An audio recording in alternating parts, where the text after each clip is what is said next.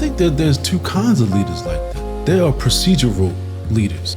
They're not intellectual. Another thing that pops in my mind is 7 Habits. 7 Habits of Highly Effective People. When it's like, you got the managers and you got the leaders.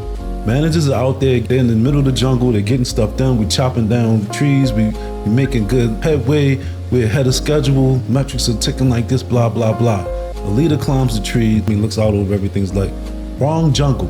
Yes. So the managers are getting stuff done, but they don't necessarily always have the direction of where the hell they're going. Right. And so that's what I mean about there's 2 different kind of leaders. There's the visionary leader, and then there's also the procedural. Let's make sure that we have this time constraint. We're talking about these ideas. And I think these people can work together, but also ultimately what this becomes is, this is a framework.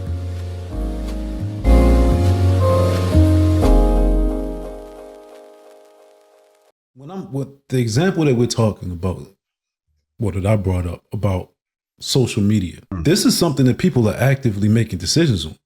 Right.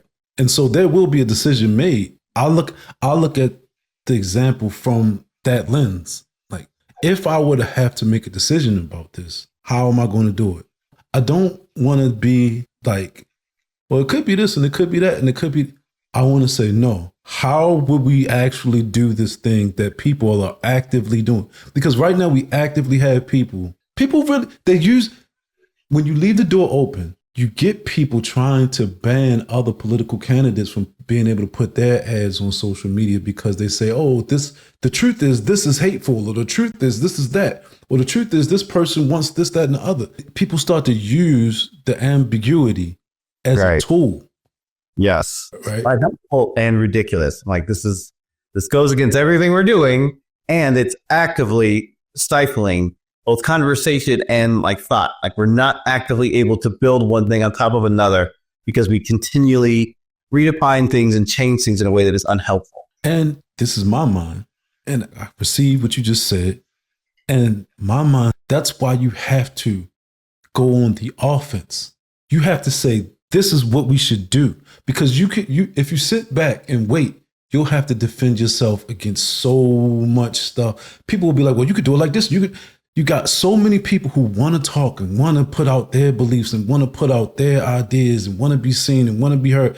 All of these different things. You've got to go out there and say, no, this is how we're doing it because of this reason, because of this principle. If you look like this, I got this consistent case to go forward with. But if anybody sits back and says, well, this is wrong and that is wrong and this is wrong and that is wrong, that's a trap. To me, that's a trap, because everybody loves to do that. Well, I don't like Kamala, I don't like Trump, and I don't like, okay, something's going to happen and you're not going to be involved. All you did was sit back and you complained. The person that wanted to take the reins went and did their own thing. And now you felt good about arguing. Congratulations. It's true, though. I mean, that's what people do. It's so easy. It creeps up so easy. And anybody can find themselves in those conversations. And I think that you got to be wired a certain way, because I don't know about anybody else. For me, when the conversation, I can't say that I've always been like that, but when the conversation starts going one direction, I just lose all enthusiasm for it. I'm like, oh no, we're talking about you like chocolate ice cream and I like vanilla. This is not an argument that I want to have. Not at all. We're no longer making progress. We are now just stating preferences. Okay, well, I didn't come here to learn about your preferences. No, you keep doing this. You keep learning. But I want to do something else. I have an actual problem that needs to be fixed.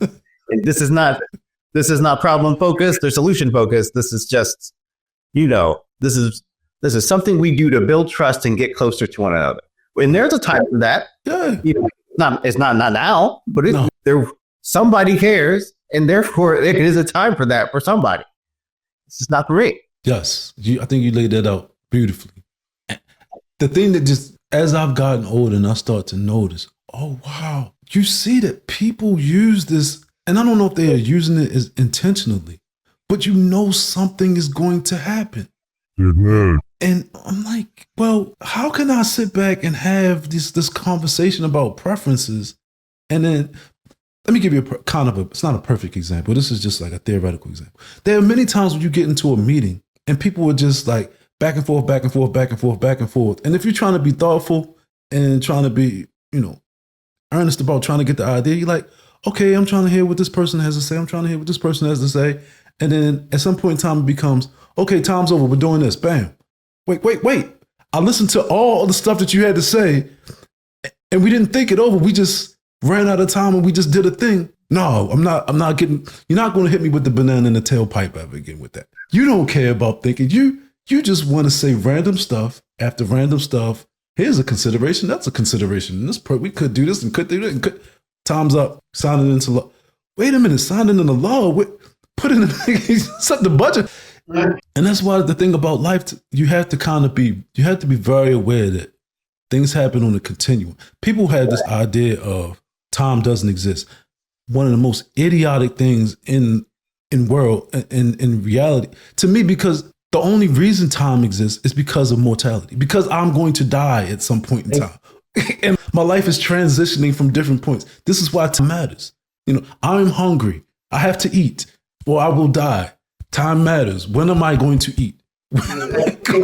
Oh my goodness. That's 100% true.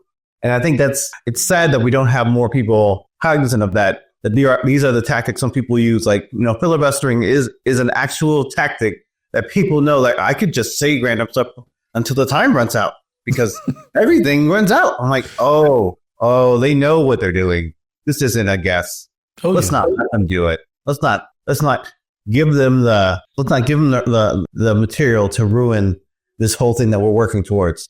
And, a good leader would stop the nonsense and would say, like, we have time constraints. Everybody gets 5 minutes.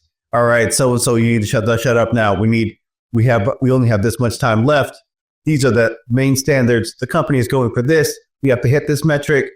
Which one do we want to choose? These are the two options that were that had the most support. And then go around the table. The kind of direct. There has to be a leader in the meeting. There has to be someone to direct what's going on. Otherwise, this doesn't happen. And if there is no leader, then it behooves you to become that leader. Or if you can't take over the meeting, at least find the most influential person and have them take over the meeting. Like, these were the two suggestions that were said before.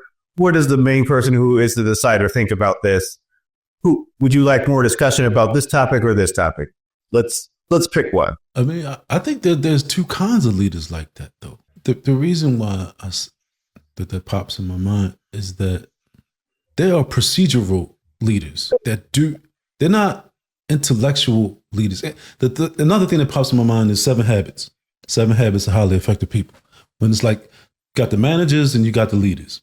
Managers are out there they're in the middle of the jungle. They're getting stuff done. We chopping down trees. We making good headway. We're ahead of schedule. Metrics are ticking like this, blah, blah, blah. The leader climbs the tree, looks out over the jungle. Looks out over everything's like, wrong jungle. Yes. So the managers are getting stuff done, but they don't really necessarily always have the direction of where the hell they're going. Right. And so that's what I mean about there's two different kind of leaders. There's the visionary leader, and then there's also the procedural. Let's make sure that we have this time constraint, and we're talking about these ideas. And I think these people can work together, but also ultimately what this becomes is, and people hate this, and I wanted to kind of talk to you about this in a different context, but this is a framework. People don't like frameworks. They don't like frameworks. I don't have all the choices in the world anymore. Like, you don't. And you actually never did. You still don't. I just want to be real clear. But that's the thing. Like, but when you're talking about leaders, That's true. Oh, I ran out of time. Look, we got a framework. We're moving on. And then people will say, well, something that may be true, but not relevant. Like, well, I had another thought, or I wanted to do this, and it could be this, and you could give us more time. Yeah, we could, but we're not, because we have a framework. And we only have so much time in the world. This was the time that was set aside for this. We are doing it in this time, or it's not going to get done. That's also an option. You can also just not do things. Yeah, that's true. But then you've really given the reflexive person. You've given them the situation that they really want. This is the Joe Biden can no longer be president. Here we go. We've got Kamala Harris. Right. Jeez. It's like, you didn't come up with a better idea, and now you got what we give you.